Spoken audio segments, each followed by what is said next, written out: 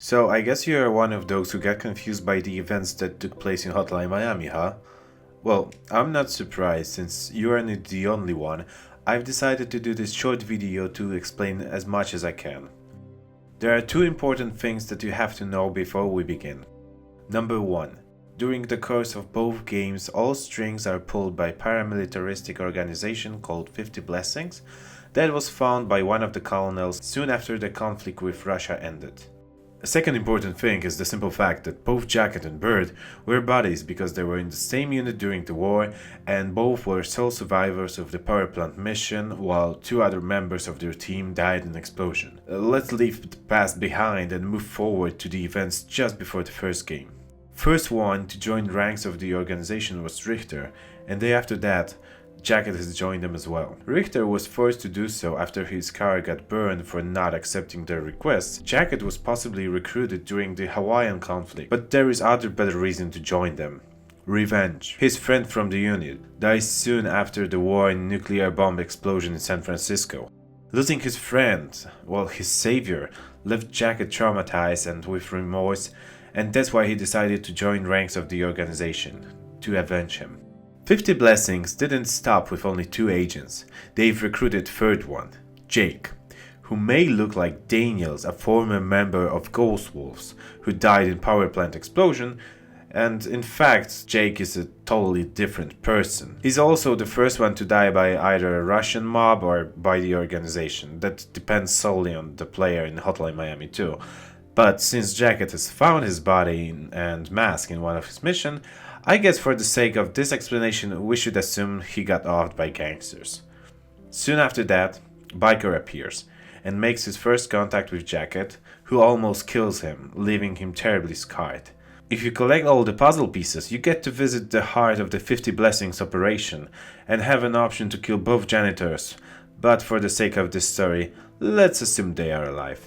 Killing off loose ends is one of the organization's strategy. Soon, Richter was ordered to kill Jacket's woman and off him as well. He failed to do the latter. His shot to the head puts Jacket into coma. In his dreams, he relives past missions with his friend Bird as a shopkeeper who tells him every time that everything is on the house. This is the same phrase he heard after getting his ass dragged out of the exploding power plant on Hawaii. Another proof that his friend's death left him traumatized.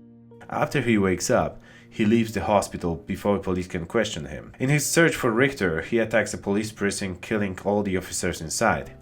He finds his target, who understands that he's just a puppet in something bigger, and says that killing his woman in his apartment wasn't anything personal.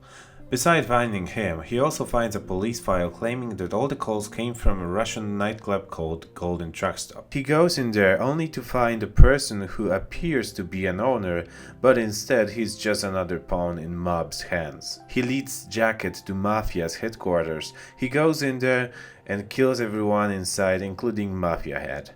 Then he stands on the balcony, lights up a smoke, and throws away the picture with him and Bird. This is the exact Polaroid picture that was taken by Evan Wright just before their first mission on Hawaii.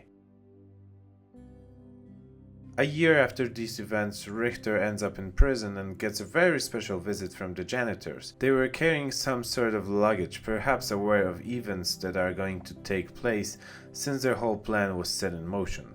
Soon enough, he finds out he was just another loose end. After their visit, riot broke out and Richter had to fight for his life with huge inmate who had an organization tattoo. After that, he successfully escapes the prison and heads for Hawaii. All the characters from Hotline Miami 2 are related to Jacket. Even if they've never met him, they all have something to do with him. Most events in the second game came from a simple fact that Jacket got a wrong number from a police file while searching for Richter, therefore the title, Wrong Number. If he got right number like Biker did, story of the second game would never come to life. Instead, he was led to Russian mob leader and killed him, so certain events were set in motion. The son decides to fill his father's shoes. His henchman wants to quit. Detective Manny Pardo starts killing people in order to gain media attention. Group of fans assembles to follow Jacket's footsteps. Evan Wright starts writing a book about mass murderers, and Martin Brown dies on a stage getting shot from a real gun. Well, that's it. If you have any ideas or you would like to add something, leave a comment below. I will gladly join the discussion and trade ideas. Thanks for watching! Check out my other awesome videos and remember to subscribe. If you've enjoyed this and you have something to say, leave a comment below.